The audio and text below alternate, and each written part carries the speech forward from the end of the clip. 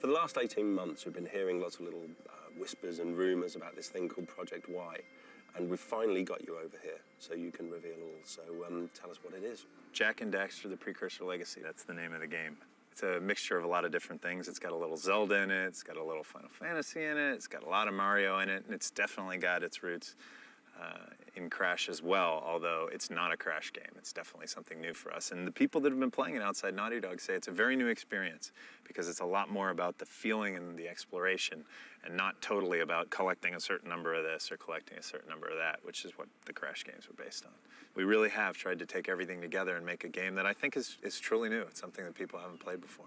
How big a production is Jak and Daxter? It's got a budget that is up there with movies, so you know it's really a very different thing for us. We have 34 people working for 2 years, and additionally programmers that were on the project a year before that. We have 5 guys now that are full-time animators that have come from companies like Disney and the like that have just been doing nothing but character animation. The gamer expects more. You know, they've seen what we've given in the past, and they want that much more for around the same price. Can you tell us a bit about the characters of Jak and Daxter? The hero of the story is Jak. He's humanoid, but he's not human. He's got a destiny that will be revealed, maybe even not in this game, but sometime in the future. Daxter, the sidekick to the main character, has turned himself, by falling into a vat of dark eco, into a little fuzzy creature, and we go through the story trying to change him back. Jak and Daxter have a mentor called Samus the Sage. He has a daughter, Kara, who's kind of a tinkerer and makes vehicles and machinery and stuff. We have evil twins, a brother and a sister, that are pretty diabolical.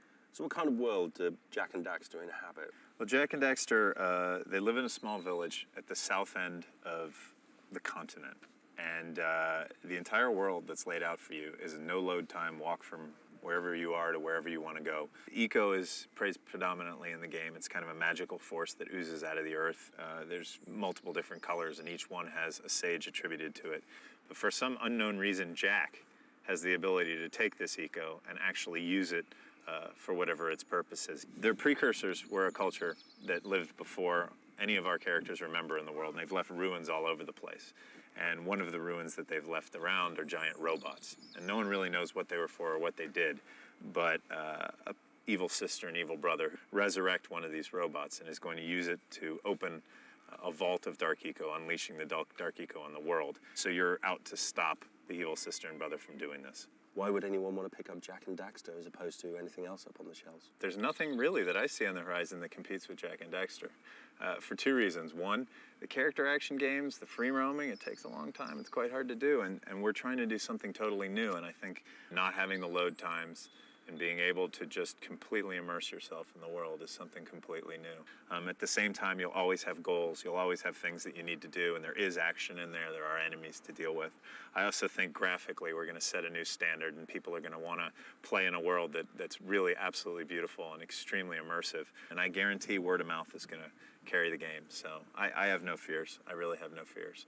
Millions of years ago, Crash Team Racing started off, I think, as Project X, and then for the last year, 2 years, we've been hearing about Project Y, which has now been revealed. So when can we expect Project Z? Oh, I think we'll wait until at least tomorrow to tell you that. No, it's going to be a wait, but absolutely, Project Z. There will be one.